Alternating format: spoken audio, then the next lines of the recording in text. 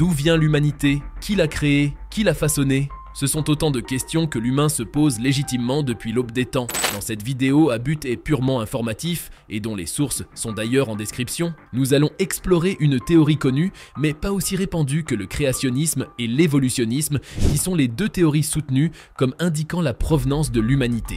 Y a-t-il pas autre chose à savoir qu'on nous cache? L'origine de l'humanité, ce que nous savons. D'un point de vue religieux, les explications sur l'origine de l'humanité sont souvent liées à des croyances spirituelles et à des récits sacrés. Par exemple, selon les religions monothéistes, le christianisme, le judaïsme et l'islam, c'est Dieu qui a créé l'homme. Chez les chrétiens qui partagent l'Ancien Testament avec les Juifs, la Torah en effet, Dieu a créé l'homme à son image, à partir de la poussière de la terre, et a insufflé en lui le souffle de vie. Dans d'autres religions comme l'hindouisme et le bouddhisme, les récits sur l'origine de l'humanité sont plus complexes et peuvent inclure des cycles de naissance, de mort et de renaissance. Par exemple, dans l'hindouisme, le concept de l'avatar, ou incarnation divine, joue un rôle central dans la création et l'évolution de l'humanité. Bien évidemment, le concept de l'avatar se distingue de Aang, même si ce dernier a aussi le rôle d'incarner l'équilibre dans son monde en conflit. Du point de vue scientifique, l'origine de l'humanité est étudiée à travers des disciplines telles que la biologie, la paléontologie et la génétique. La théorie de l'évolution, proposée par Charles Darwin au XIXe siècle, est l'un des principaux piliers de la compréhension scientifique de l'origine de l'homme. Selon cette théorie, les premiers hominidés sont apparus il y a des millions d'années en Afrique. Et au fil du temps, ils ont évolué pour devenir les humains modernes que nous sommes aujourd'hui. Cette évolution s'est produite par le biais de processus tels que la sélection naturelle et la mutation génétique, sans intervention divine.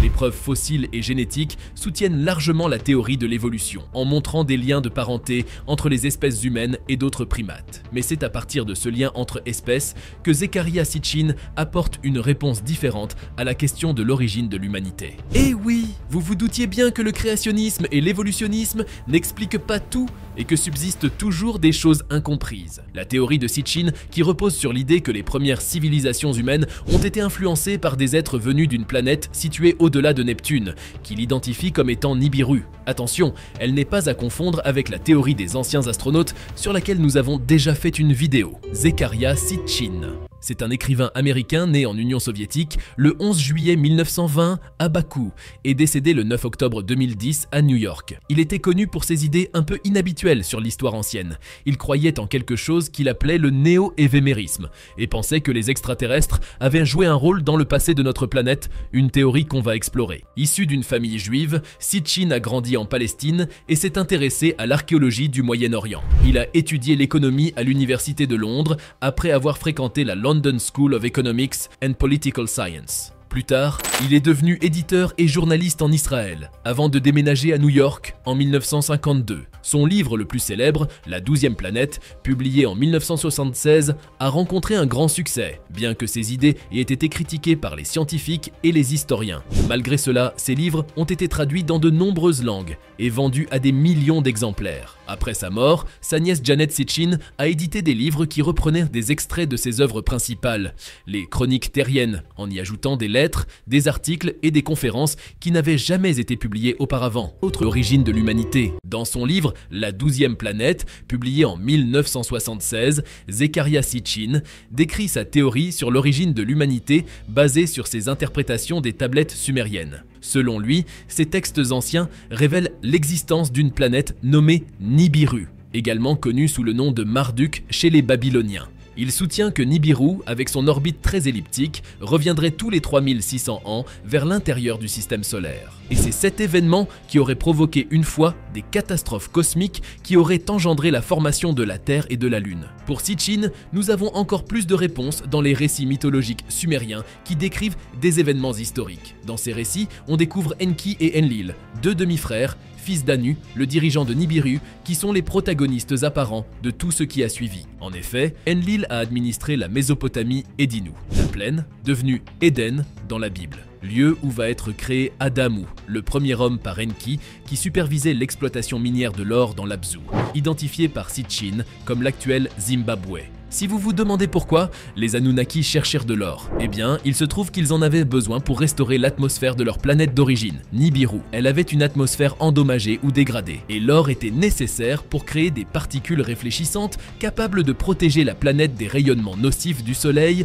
ou de réparer son ozone. En effet, en dehors de l'importance de l'or qu'affectionnent beaucoup les investisseurs et banques centrales aujourd'hui, les Sumériens, considérés comme l'une des premières civilisations du monde, ont transmis à l'humanité des connaissances qu'ils auraient obtenues des Anunnaki. Les Anunnaki. Comme vous l'aurez compris, les Anunnaki sont des figures présentes dans la mythologie sumérienne, qui a prospéré en Mésopotamie ancienne, ce qui correspond aujourd'hui à l'Irak et à une partie de la Syrie. Ces êtres sont souvent considérés comme des dieux, mais leur histoire est sujette à différentes interprétations et théories. Selon certaines versions des mythes sumériens, les Anunnaki étaient une race de dieux et de déesses qui habitèrent la Terre bien avant l'avènement de l'humanité.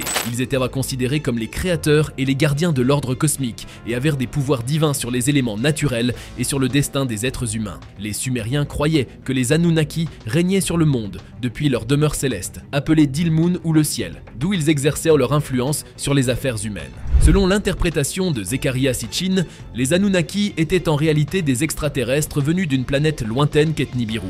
Ils auraient visité la Terre après sa formation, il y a des centaines de milliers d'années, à la recherche de ressources précieuses, notamment de l'or. Ils auraient en effet trouvé de l'or sur Terre et auraient décidé d'exploiter les ressources minières de la planète. Mais pour les aider dans cette tâche, Enki, fils d'Anu, seigneur de la Terre, crée Adamu, le premier homme de l'humanité. Il aurait réussi en manipulant génétiquement les primates terrestres pour les rendre plus adaptés à leurs besoins. Selon une version trouvée dans l'épopée de l'Atrahasis, Enki travaille avec sa demi-sœur, Ninursag, pour créer l'humanité. Ensemble, ils façonnent les premiers humains à partir de l'argile mélangée à de l'eau.